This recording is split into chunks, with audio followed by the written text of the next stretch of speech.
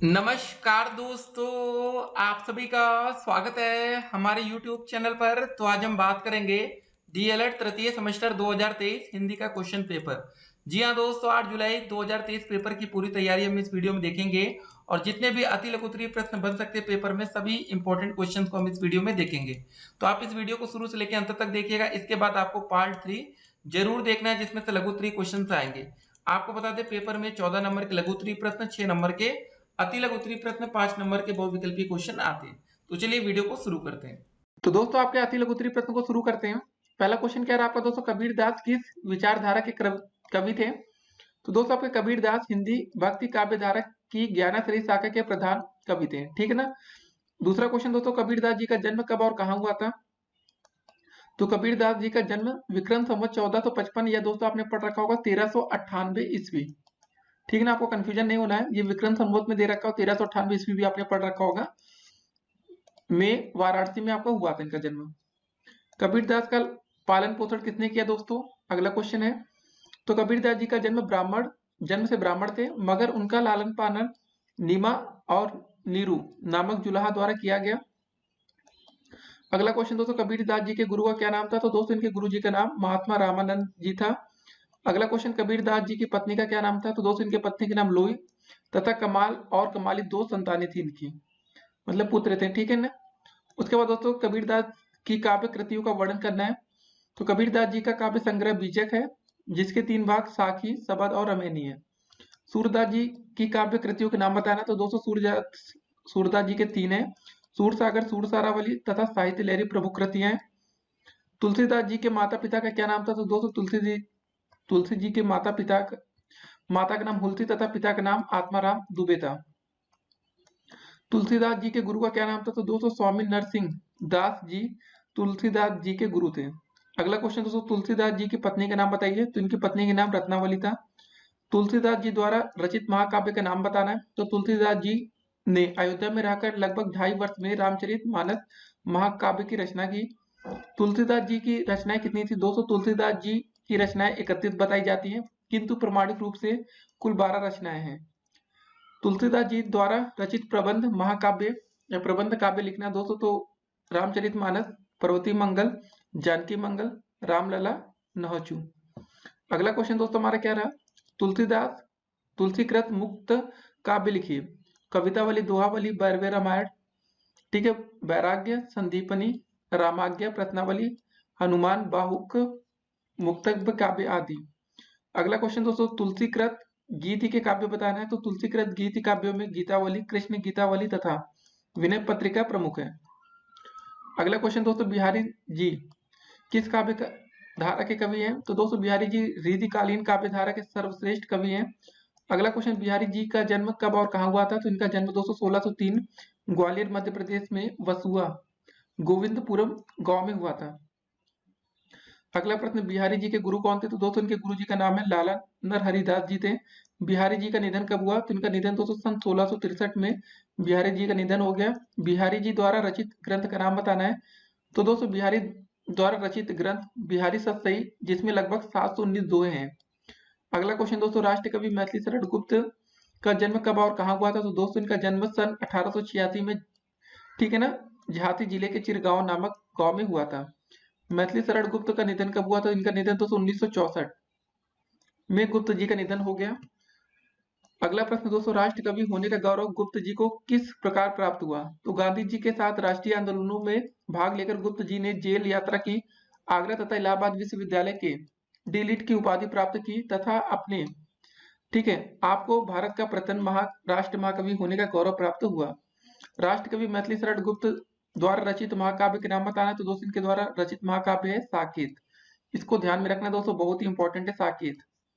ठीक है ना। हमारा अगला प्रश्न क्या है? अयोध्या सिंह उपाध्याय हरिऔध का जन्म कब और कहाँ हुआ था? इनका जन्म दोस्तों संवत, ठीक है, विक्रम संवत 1865 में आजमगढ़ जिले के निजामाबाद नामक स्थान पर हुआ था। अगला क्वेश्चन दोस्तों, अयोध्या सिंह उपाध्याय जी का सबसे उत्कृष्ट महाकाव्य कौन सा है? तो दोस्तों प्रिय प्रवास महाकाव्य उपाध्याय जी को मंगला प्रसाद पारितोषिक प्राप्त हुआ। अगला क्वेश्चन दोस्तों, जयशंकर प्रसाद जी का जन्म कब और कहाँ हुआ था? तो इनका जन्म दोस्तों सन 1889 में काशी में हुआ था। सूर्यकांत त्रिपाठी निराला की रचनाएं बताना है।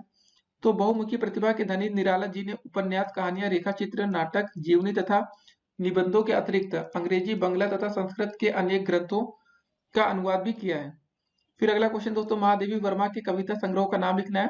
तो निहार रश्मि निर्जा, शांत गीत, यमा तथा दीपशिखा प्रमुख कविता संग्रह है। फिर अगला क्वेश्चन दोस्तों हमारा क्या, रामधारी सिंह दिनकर का जन्म कब और कहाँ हुआ था? तो दोस्तों दिनकर जी का जन्म सन 1908 में बिहार के मुंगेर जिले के सिमरिया घाट नामक गांव में हुआ था। फिर अगला क्वेश्चन दोस्तों हमारा क्या, गुरु रविंद्रनाथ टैगोर जी का जन्म कब और कहाँ हुआ था? तो दोस्तों इनका जन्म 7 मई 1861 में कोलकाता में हुआ था। अगला क्वेश्चन दोस्तों, रविंद्रनाथ टैगोर जी को किस पुस्तक के लेखन पर नोबेल पुरस्कार प्राप्त हुआ है?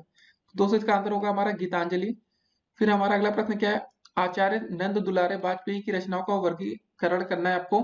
तो वाजपेयी की रचनाओं को 3 भागों या वर्गों में बांटा जा सकता है दोस्तों, भौतिक रचनाएं, संपादित रचनाएं और संकलित रचनाएं। डॉक्टर नगेंद्र का जन्म कब और कहाँ हुआ था? तो दोस्तों डॉक्टर नगेंद्र का जन्म सन 1915 में अलीगढ़ जिले के अतरौली गांव में हुआ था। फिर अगला क्वेश्चन दोस्तों, शब्द से आपका क्या अभिप्राय समझाना है। शब्द की रचना वर्णों से होती है। शब्द में वर्ण तथा ध्वनिया क्रम निश्चित होता है। शब्द 2 प्रकार के होते हैं, सार्थक शब्द और निरर्थक शब्द। अगला प्रश्न दोस्तों, शब्दों का वर्गीकरण करना है। तो दोस्तों देखिए, अर्थ की दृष्टि से शब्द भेद होता है, उत्पत्ति की दृष्टि से शब्द भेद, रचना की दृष्टि से शब्द भेद और वाक्य में प्रयोग की दृष्टि से शब्द भेद। फिर अगला क्वेश्चन, अनेकार्थी शब्द किसे कहते हैं? जो शब्द प्रयोग के अनुसार भिन्न भिन्न अर्थ देते हैं अनेकार्थी शब्द कहलाते हैं। यथा दोस्तों आम हो गया, साधारण, मामूली, एक फल, विशेष। फिर अगला क्वेश्चन दोस्तों, समानार्थी या पर्यायवाची शब्द किसे कहते हैं? जिन शब्दों के अर्थ समानता होती है समानार्थी या पर्यायवाची शब्द कहलाते हैं। यथा दोस्तों आकाश, गगन, अंबर, व्योम, नभ आदि। अगला प्रश्न था, विलोम या विपरार्थक शब्द किसे कहते हैं? देखिए, विपरीत अर्थ को प्रकट करने वाला शब्द विपरार्थक या विलोम शब्द कहलाते हैं। यथा दोस्तों अमृत का दोस्तों जैसे विष हो जाएगा, स्वर्ग का नरक, सत्य का असत्य। वाक्यांश के लिए एक शब्द से आपका क्या अभिप्राय समझाना है। देखिए, भाषा को दोस्तों रोचक तथा प्रभावी बनाने के लिए शब्द समूह को एक शब्द का प्रयोग करते हैं। यथा जैसे दोस्तों आपका ईश्वर में विश्वास रखने वाला क्या कहलाता है? आस्तिक। प्रयोग के आधार पर शब्दों के भेद लिखने हैं। दोस्तों प्रयोग के आधार पर शब्द के भेद निम्न प्रकार है, आपके विकारी शब्द होते हैं, अविकारी शब्द होते हैं। अगला क्वेश्चन दोस्तों, मुहावरे से आपका क्या अभिप्राय ये बताना है। देखिए, किसी सूक्ष्म भाव को या विचार प्रकट करने के लिए मुहावरे का प्रयोग किया जाता है। मुहावरे के प्रयोग से वाक्य में चुस्ती आ जाती है। अगला क्वेश्चन दोस्तों हमारा क्या है, आवाज उठाना। मुहावरे का अर्थ एवं प्रयोग कीजिए। मुहावरा दोस्तों आवाज उठाना था, अर्थ हो जाएगा विरोध करना। प्रयोग दोस्तों, भ्रष्ट शासकों के विरोध में आवाज उठाना समाज के हित में होता है। अगला क्वेश्चन दोस्तों, स्वतंत्र लेखन का अभिप्राय स्पष्ट करना है। तो स्वतंत्र लेखन से अभिप्राय किसी पूर्वाग्रह अथवा व्यवन्य से मुक्त होकर लिखित अभिव्यक्ति करना स्वतंत्र लेखन है। अगला क्वेश्चन दोस्तों, राष्ट्रीय पर्व किसे कहते हैं? स्वतंत्रता दिवस, गणतंत्र दिवस, अध्यापक दिवस, बाल दिवस, नेताओं की जयंती, दार्शनिक तथा समाज सुधारकों की जयंती आदि राष्ट्रीय पर्वों की श्रेणी में रखे जाते हैं। अगला क्वेश्चन दोस्तों हमारा क्रिया के रूप बताना। तो क्रिया के 8 रूप होते हैं। फिर कालों का विभाजन करिए। तो दोस्तों काल आपके मुख्य 3 रूप से हैं, जैसे भूतकाल, वर्तमान और भविष्य काल। ठीक है, इसको अंग्रेजी में आप टेंस बोलते हैं दोस्तों, प्रेजेंट, पास्ट और फ्यूचर। फिर मिश्रित वाक्य किसे कहते हैं? जिस वाक्य में एक उपवाक्य तथा एक से अधिक आश्रित उपवाक्य होते हैं उसे मिश्रित वाक्य कहते हैं। फिर अगला क्वेश्चन दोस्तों, देशज शब्द, ठीक है ना, देशज शब्द को उदाहरण से समझाना है। जो शब्द हिंदी के साथ अन्य बोलियों से आकर व्यवहार या प्रचलन में है उन्हें देशज शब्द कहते हैं, जैसे दोस्तों रेलगाड़ी, मुकुट, हवा आदि। फिर हमारा अगला क्वेश्चन दोस्तों क्या रहा, सरल वाक्य को समझाना। देखिए, जिस वाक्य में केवल एक ही क्रिया होती है उसे हम सरल वाक्य कहते हैं। फिर दोस्तों बात आती है समासिक शब्द क्या है? जिन शब्दों को 2 शब्दों से योग से बनाया जाता है वह समासिक शब्द कहलाते हैं, जैसे दोस्तों भैंसा, गाड़ी, प्रतिफल, सूरजमुखी आदि। वाक्य के कितने भेद है दोस्तों? तो वाक्य आपके निम्नलिखित भेद होते हैं, जैसे सामान्य वाक्य, मिश्रित और संयुक्त वाक्य। अगला क्वेश्चन दोस्तों, अर्थ की दृष्टि से सार्थक शब्द बताना है, ठीक है ना। जो शब्द किसी अर्थ का बोध कराते हैं उन्हें हम सार्थक शब्द कहते हैं, जैसे दोस्तों पुस्तक, भोजन आदि। फिर एकार्थी शब्द किसे कहते हैं ये बताना है। जिन शब्दों से केवल एक ही अर्थ निकलता है एकार्थी शब्द कहलाते हैं, जैसे गाय हो गया, लोहा, कमल। समश्रुति भिन्नार्थक शब्द किसे कहते हैं ये बताइए। जो शब्द पढ़ने तथा सुनने में एक जैसे लगते हैं उनका अर्थ करने पर भिन्नता पाई जाती है, उन्हें समश्रुति भिन्नार्थक शब्द कहते हैं, यथा दोस्तों आहट, आहत, छल और छाल आदि। अगला क्वेश्चन दोस्तों, तत्सम शब्द किसे कहते हैं। देखिए, संस्कृत भाषा के वे शब्द जो बिना किसी परिवर्तन के हिंदी भाषा में प्रयोग किए जाते हैं तत्सम शब्द कहलाते हैं, जैसे अधीन, उत्सव। तद्भव शब्द किसे कहते हैं? संस्कृत भाषा से हिंदी में आए वे शब्द जो अपने बदले प्रयोग में, ठीक है दोस्तों, जो अपने बदले प्रयोग में किए जाते हैं, तद्भव शब्द कहलाते हैं दोस्तों। जैसे भाई, सिर, ये हो गया। फिर विदेशी शब्द से आपका क्या अभिप्राय समझाना है? जो शब्द संसार के अन्य भाषाओं से हिंदी में आए विदेशी शब्द कहलाते हैं। विदेशी शब्द आपके कहलाते हैं दोस्तों, जैसे आपका किताब हो गया, डॉक्टर हो गया, मोटर, आदमी, बहादुर, ठीक है ना। फिर अगला प्रश्न दोस्तों, रचना की दृष्टि से रूढ़ शब्द को आपको समझाना है। जो शब्द किसी अन्य शब्द के योग से नहीं बनते अपितु परंपरा से किसी विशेष अर्थ में प्रयुक्त होते हैं वह रूढ़ शब्द कहलाते हैं। जैसे दोस्तों मोर, नाक आदि। फिर अगला प्रश्न है हमारा, यौगिक शब्द किसे कहते हैं? जो शब्द अन्य शब्दों के योग से बनते हैं यौगिक शब्द कहलाते हैं। जैसे दोस्तों आपका सेनापति, रसोईघर, प्रतिदिन। अब दोस्तों देखते हैं आज का अगला प्रश्न। तो दोस्तों अगला क्वेश्चन क्या रहा हमारा कि विस्मयादि बोधक शब्द कौन से हैं, ये आपको बताना है। तो उत्तर हो जाएगा हाय, अहा, ओहा, छी आदि विस्मयादि बोधक शब्द है। फिर अगला क्वेश्चन, निम्नलिखित तद्भव शब्दों में से तत्सम तद्भव शब्द आपको बनाना है। तो दोस्तों आपका तद्भव शब्द आपका क्या दे रखा है? भाई, सिर और बहू। तत्सम इसका क्या हो जाएगा? भ्राता हो जाएगा, सिर का सिर हो जाएगा, बहू का वधु। फिर दोस्तों हमारा अगला प्रश्न क्या रहा? निम्नलिखित वाक्यांशों के लिए आपको एक शब्द लिखना है। तो यहाँ देखते हैं सीधे, जिसका कोई शत्रु ना हो तो दोस्तों इसको बोलते हैं अजात शत्रु। न करने योग्य कार्य अकरणीय, जल थल दोनों में चरने वाला उभयचर। अगला प्रश्न दोस्तों, निम्नलिखित शिक्षण की कोई दो विधियों का नाम लिखना है दोस्तों। प्रश्नोत्तर विधि हो गया, आपका खेल विधि हो गया। पाठ्य पुस्तक के प्रकार आपको बताने। तो पाठ्य पुस्तक आपको दो प्रकार की होती है दोस्तों, सूक्ष्म अध्ययन संबंधी पुस्तकें और विस्तृत अध्ययन संबंधी पुस्तकें।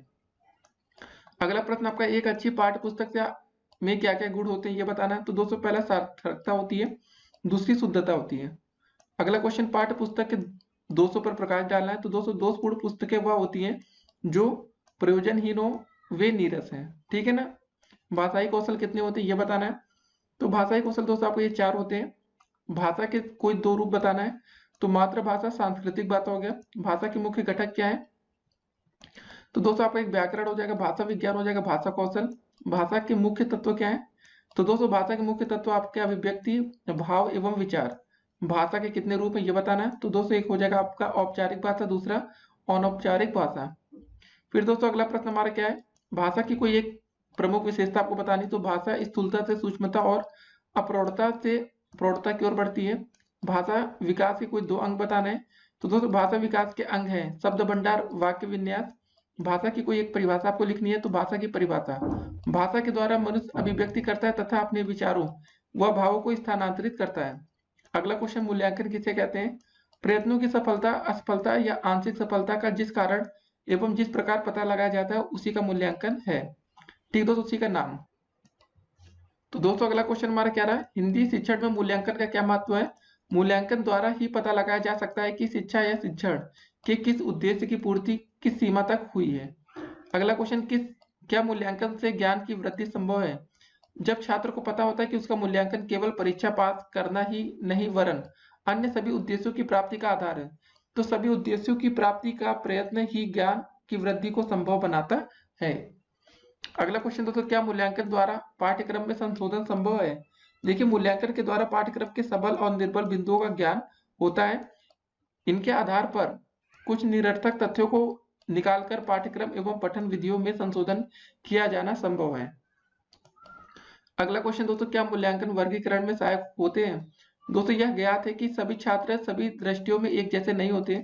मूल्यांकन के द्वारा क्षैतिज तथा उदग्र 2 प्रकार से वर्गीकरण संभव है। निदान किया जा सकता है तथा भविष्य के लिए कार्यक्रम बनाया जा सकता है, ठीक है ना। तो मतलब दोस्तों यहाँ पर निदान किया जा सकता था। अगला क्वेश्चन दोस्तों है कि मूल्यांकन की प्रक्रिया का विश्लेषण आपको करना है। तो इस प्रक्रिया के अंतर्गत मूल्यांकन के साधनों, उद्देश्य प्राप्ति हेतु परिस्थितियों का निर्माण। तीसरा पॉइंट है शिक्षण उद्देश्यों का निर्धारण। 3 बातों को सम्मिलित करते हैं। अगला क्वेश्चन क्या, मूल्यांकन द्वारा छात्रों के व्यवहार में परिवर्तन की दिशा तय कीजिए। पहला हो जाएगा रुचि एवं मनोवृत्तियों का विकास, छात्रों की चिंतनशीलता, अर्जित ज्ञान में वृद्धि। फिर अगला क्वेश्चन दोस्तों, शिक्षण उद्देश्यों की प्राप्ति के लिए कौन सी परिस्थितियां निर्मित की जानी चाहिए। तो पहला पॉइंट दोस्तों जो शिक्षण उद्देश्यों से संबंधित हो, दूसरा जो विद्यार्थियों की रुचि के अनुरूप हो, तीसरा पॉइंट दोस्तों जो विद्यार्थियों के शैक्षिक स्तर, योग्यता तथा क्षमता के अनुरूप हो। फिर अगला प्रश्न हमारा क्या, अभिव्यक्ति से आपका क्या अभिप्राय ये बता रहा है। देखिए व्यक्ति द्वारा प्रकट किए गए भावों को अभिव्यक्ति कहते हैं। व्यक्ति अपने हृदय के विचारों को भाषा एवं वाणी का रूप प्रदान करता है, वह अभिव्यक्ति होती है। अगला क्वेश्चन, मौखिक अभिव्यक्ति पर एक उचित परिभाषा आपको देनी है। तो दोस्तों प्रोफेसर रमन बिहारी लाल के शब्दों में देखते हैं, मानव द्वारा, ठीक है ना, मानव अपने हृदय के भाव प्रकट करने के लिए जिस ध्वन्यात्मक संकेत साधन का प्रयोग करता है उसे हम उसकी मौखिक अभिव्यक्ति कहते हैं। फिर अगला प्रश्न दोस्तों, मौखिक अभिव्यक्ति के साधन विधायक बताना है। तो दोस्तों चलिए इसके साधन देखते हैं। वाद विवाद, वार्तालाप, विचार विमर्श, चर्चा परिचर्चा, भाषण, कविता, पाठ, व्याख्यान, कहानी, कथन आदि मौखिक अभिव्यक्ति के साधन है। अगला प्रश्न दोस्तों, लिखित अभिव्यक्ति के साधन विधायक आपको बताना है। तो आत्मकथा हो जाएगा, निबंध, पत्र लेखन, कहानी, कविता, नाटक लेखन आदि लिखित अभिव्यक्ति के साधन है। फिर अगला प्रश्न दोस्तों, मौखिक अभिव्यक्ति में प्रवीणता लाने वाले सोपान क्या है। तो दोस्तों आपका हो जाएगा पहला चित्रपटन, कहानी पाठ, कविता पाठ, अभिनय तथा अनुसरण, फिर वाद विवाद। अगला क्वेश्चन दोस्तों, लिखित अभिव्यक्ति का महत्व आपको समझाना है। मानव अपने विचारों, अनुभव तथा कल्पना को लिखित अभिव्यक्ति द्वारा चिरकाल से संचित करता आ रहा है, जो ज्ञान के भंडार के रूप में ग्रंथों में सुरक्षित है। विद्यार्थी की शैक्षिक योग्यता का मूल्यांकन लिखित अभिव्यक्ति के द्वारा ही संभव है। फिर हमारा अगला प्रश्न क्या रहा, लिखित अभिव्यक्ति की विधि आपको बतानी है दोस्तों, जैसे आपका अनुकरण विधि, मॉन्टेसरी विधि, चित्र विधि, पढ़ो फिर लिखो विधि, फिर रचनात्मक विधि। अगला प्रश्न क्या रहा, सुंदर मतलब सुलेख सुंदर लेख लिखना है, सिखाने के उपायों का वर्णन आपको करना है। तो दोस्तों बैठने का ढंग सही होना चाहिए, उपयुक्त वातावरण, लिपि, सीधी लिखाई, अक्षरों की बनावट, कलम पकड़ने की विधि, कागज की आंखों से दूरी तथा अभ्यास। फिर दोस्तों देखिए अब डीएलएड 2016 में जो प्रश्न पूछे गए आप उनको देखते हैं। पहला प्रश्न क्या है था डीएलएड में कि त थ द ध का उच्चारण स्थान बताइए। तो दोस्तों हो जाएगा दंत आपका, आग तथा हाथी का तत्सम रूप लिखना है। तो आग का हो जाएगा आपका अग्नि, हाथी का हो जाएगा गज। उपकार के बदले किए जाने वाले उपकार को क्या कहते हैं। तो दोस्तों इसको बोलते हैं प्रत्युत्कार। फिर अगला क्वेश्चन, 12 बाट होना लोकोक्ति का अर्थ बताते हुए इसका प्रयोग करना है आपको। तो दोस्तों इसका मतलब होता है आपका बंटवारा होना। वाक्य प्रयोग, रमेश अपने भाइयों से 12 बाट हो गया। किस भाषा का स्वरूप अनिश्चित होता है। तो इसका आंसर होगा दोस्तों अनौपचारिक। योग रूढ़ शब्द किसे कहते हैं। देखिए दो शब्दों के मेल को जब वह सामान्य अर्थ ना प्रकट करे विशेष अर्थ प्रकट करे, ठीक है ना। अगला क्वेश्चन, हरिऔध जी का पूरा नाम क्या है। तो दोस्तों अयोध्या सिंह उपाध्याय हरिऔध। फिर अगला प्रश्न क्या, उन्नति तथा कृपण शब्दों का विपरीतार्थक शब्द आपको लिखना है। तो दोस्तों उन्नति का हो जाएगा अवनति, कृपण का हो जाएगा दाता या खर्चीला। फिर अगला क्वेश्चन, सावन तथा किसान का तत्सम रूप लिखिए। तो दोस्तों हो जाएगा श्रावक और कृषक। आंसू काव्य के रचयिता कौन है। तो दोस्तों जयशंकर प्रसाद। फिर अगला प्रश्न, आकाश से तारे तोड़ लेना मुहावरे का अर्थ बताते हुए अपने वाक्य प्रयोग कीजिए। तो दोस्तों इसका हो जाएगा अर्थ असंभव कार्य करना। वाक्य प्रयोग में भारतीय क्रिकेट टीम के लिए पाकिस्तान से मैच जीतना आकाश से तारे तोड़ लेना जैसा है। फिर अगला प्रश्न क्या है, हिंदी जगत में महाप्राण कवि के रूप में कौन सा कवि जाना जाता है, ये बताना है। इसका आंसर होगा सूर्यकांत त्रिपाठी निराला। अगला क्वेश्चन, उत्साह और चितेरा शब्द का तत्सम रूप लिखना है। तो उत्साह का दोस्त हो जाएगा उत्साह, चितेरा का हो जाएगा आपका चित्रकार। जो सबके उपयोग के लिए वाक्यांश के लिए आपको एक शब्द लिखना है। दोस्तों इसका आंसर हो जाएगा सार्वजनिक। नीलकमल सी मुख प्रभा, सरस सुधा से बोल पंक्ति में प्रयुक्त अलंकार आपको लिखना है। तो इसका आंसर हो जाएगा आपका उपमा अलंकार। फिर अगला क्वेश्चन, आकाश का चांद हाथ आना मुहारे का क्या अर्थ है। तो दोस्तों असंभव कार्य होना। फिर वीणा वादनी वरदे पंक्ति के रचयिता कौन है। तो दोस्तों सूर्यकांत त्रिपाठी निराला। अगला क्वेश्चन, चतुर्दिक और यथा विधि शब्दों के प्रयुक्त समास के नाम लिखना है। तो दोस्तों चतुर्दिक में आपका द्विगु समास होगा और यथा विधि में हो जाएगा अव्ययी समास। कोकिल एवं कूप शब्द का तद्भव शब्द लिखना है। तो दोस्तों तद्भव शब्द हो जाएगा कोयल और कुआं। प्र और सु उपसर्ग लगाकर दो शब्द आपको बनाने। तो प्र से दोस्तों और सु से ना, प्र से हो जाएगा दोस्तों आपका प्रहार, और दोस्तों प्र से दोस्तों प्रकार बना सकते हैं। सु उपसर्ग लगाकर आपका सुगम और सुविचार। फिर अगला क्वेश्चन देखते हैं दोस्तों हम लोग कि समुद्र शब्द के 4 पर्यायवाची शब्द आपको लिखना है। तो हो जाएगा सागर, रत्नाकर, जलधि, अरोथी। एक दंत एवं नीलकमल में प्रयुक्त समास का नाम बताना है। तो एक दंत में आपका प्रयुक्त द्विगु समास है, नीलकमल में आपका दोस्तों कर्मधारय समास है। खाने के दांत और दिखाने के और कहावत का अर्थ स्पष्ट करते हुए वाक्य प्रयोग कीजिए। देखिए कहावत का अर्थ होगा दोस्तों कथनी एवं करनी में अंतर होना। ठीक, वाक्य प्रयोग दोस्तों क्या होगा, पाकिस्तान के खाने के दांत और दिखाने के दांत और हैं। फिर काकर पाथर जोरी के मस्जिद लई बनाए, ता चढ़ी मुल्ला बाग दे क्या बहरा हुआ खुदाए। इस पंक्ति के रचयिता कौन है। तो दोस्तों इसका आंसर हो जाएगा दोहे की पंक्तियों के रचयिता आपके कबीरदास जी हैं। फिर अगला प्रश्न क्या है, अट्टालिका और तथा अमूल्य शब्द का तद्भव शब्द आपको लिखना है। अट्टालिका का अटारी हो जाएगा, अमूल्य का हो जाएगा अमूल। अप तथा प्रति उपसर्ग लगाकर दो शब्द आपको लिखना है दोस्तों। तो अप से क्या हो जाएगा, अपशब्द हो जाएगा, अपमान हो जाएगा, अपकार हो जाएगा, और प्रति का दोस्तों क्या हो जाएगा, प्रतिकाम, प्रतिफल और प्रतिदिन। आग बबूला होने का अर्थ स्पष्ट करते हुए दोस्तों वाक्य प्रयोग आपको करना था। तो आग बबूला होने का क्या हो जाएगा, मतलब क्रोधित होना। तो वाक्य प्रयोग दोस्तों, मेरे द्वारा उधार के रुपए मांगने पर वह आग बबूला हो गया। फिर अगला प्रश्न दोस्तों क्या है, समान ध्वनि वाले शब्द अनल और अनिल में अंतर स्पष्ट करना है। अनल का मतलब होगा आग और अनिल का मतलब होगा दोस्तों यहाँ पर भी आग। प्रत्यय किसे कहते हैं, उदाहरण सहित आपको स्पष्ट करना है। देखिए, किसी शब्द से पहले कोई शब्द जोड़कर नया शब्द बन जाए, जैसे लड़ प्लस आई लड़ाई, सुर प्लस चारू सुचारू, अकड़ प्लस, ठीक, घूम प्लस अकड़ घुमक्कड़, ठीक है ना। तो दोस्तों देखिए, प्रत्यय की जो परिभाषा रियल वाली उसको याद रखिए कैसे होगा। प्रत्यय और उपसर्ग में अंतर क्या होता है, देखिए प्रत्यय किसी शब्द के अंत में जोड़ा जाता है। जैसे अगर दोस्तों प्रत्यय में हम बोले कार्य प्लस आलय, ठीक है दोस्तों, तो इसका अंतर हो जाएगा हमारा, ठीक है। यहाँ पर दोस्तों आपका जो होगा पूरा, इसको क्या बोलेंगे हम लोग, कार्यालय। इसको थोड़ा ध्यान में रखना है। कार्य प्लस आलय का मतलब क्या हो गया, आपका कार्यालय हो गया, ठीक है दोस्तों। यहाँ पर आलय को कार्य करने के बाद जोड़ दिया गया, ठीक है दोस्तों। यहाँ पर आपका जो प्रत्यय कैसे हम लोग आलय को जोड़े हैं यहाँ पर, ठीक है ना। और उपसर्ग में क्या होता है दोस्तों की उपसर्ग में शब्दांश को शब्द से पहले जोड़ा जाता है। जैसे दोस्तों पालन, पालन में अनु जोड़ देने से दोस्तों आपका हो जाएगा अनुपालन, ठीक है ना। जैसे पालन लिखा था दोस्तों, अगर इसमें हम अनु और जोड़ देंगे तो क्या हो जाएगा, आपका अनु और जोड़ देते हैं, ठीक है, अनु को प्लस कर देते हैं। तो ये आपका उपसर्ग है दोस्तों, पहले जोड़ रहे हैं ना, तो इसको हो जाएगा हमारा पूरा नाम अनुपालन। तो दोस्तों याद रखते हैं कि प्रत्यय किसी शब्द के अंत में जोड़ा जाता है और उपसर्ग किसी शब्द के प्रारंभ में जोड़ा जाता है या शब्द से पहले जोड़ा जाता है। इसको ध्यान में रखना है बस, और ज्यादा नहीं। यहाँ डिफिनीशन में दोस्तों क्या बोला गया, किसी शब्द से पहले कोई शब्द जोड़कर, ठीक है ना, तो प्रत्यय आपका अंत में जोड़ते हैं, तो इसको ध्यान में रखना। थोड़ी डिफिनीशन कभी कभी गलत हो जाती है। फिर अगला प्रश्न दोस्तों क्या हमारा, भाषा रचना की दृष्टि से शब्दों के भेद का उल्लेख करिए। तो दोस्तों इसका अंतर होगा कि आपकी जो भाषा या शब्दों के भेद दोस्तों निम्नलिखित होते हैं। पहले आप देखिए इसका वर्गीकरण कैसे कर सकते हैं, अर्थ की दृष्टि से शब्द भेद, ठीक है ना दोस्तों, और फिर उत्पत्ति की दृष्टि से शब्द भेद, रचना की दृष्टि से और वाक्य में प्रयोग की दृष्टि से, ठीक है। आप इसके 4 प्रयोग दोस्तों लिख सकते हैं। पहला आप लिख सकते हैं ऐसे आप लोग, अर्थ की दृष्टि से, ठीक दोस्तों। दूसरे में आप लिख सकते हैं, क्या लिख सकते हैं, उत्पत्ति की दृष्टि से, उत्पत्ति, ठीक है, की दृष्टि से। तीसरा पॉइंट दोस्तों आप लोग लिख सकते हैं रचना की दृष्टि से, और चौथा पॉइंट दोस्तों आप लिख सकते हैं वाक्य में प्रयोग की दृष्टि से शब्द भेद, ठीक है ना। तो ये सब चीजें थोड़ा बहुत याद रखिएगा, वाक्य में प्रयोग, ठीक है। आप लोग सुन लिए होंगे। तो ऐसे एक एक नंबर क्वेश्चन आते हैं पेपर में, तो आप लोग उसको अच्छे से लिख सकते हैं, डिफाइन कर सकते हैं। तो ये सब क्वेश्चन आसान होते हैं दोस्तों, और पेपर में आप लोग अच्छा स्कोर भी कर सकते हैं हिंदी में। तो उम्मीद करते हैं दोस्तों अगर आपने वीडियो को शुरू से लेकर अंत तक देखा हो तो डेफिनेटली आप पेपर में एक अच्छा स्कोर कर पाएंगे। तो दोस्तों एक काम और करना है, इस वीडियो को जैसे अंत हो आप इसके बाद आप लोग दोस्तों तुरंत हमारी वीडियो सीरीज की पार्ट 1 और पार्ट 3 जरूर देखिएगा दोस्तों। अगर आपने पार्ट 1 और पार्ट 3 नहीं देखा तो आप लोग 25 में 25 नंबर स्कोर नहीं कर पाएंगे। ये आपके अति लघु उत्तरीय क्वेश्चन थे। पार्ट 1 में दोस्तों आपके बहुविकल्पी क्वेश्चन है, पार्ट 3 में आपके लघु उत्तरीय क्वेश्चन है। जब आप सब कुछ पढ़ लेंगे तो दोस्तों आप पेपर के लिए पूरी तरीके से तैयार होंगे।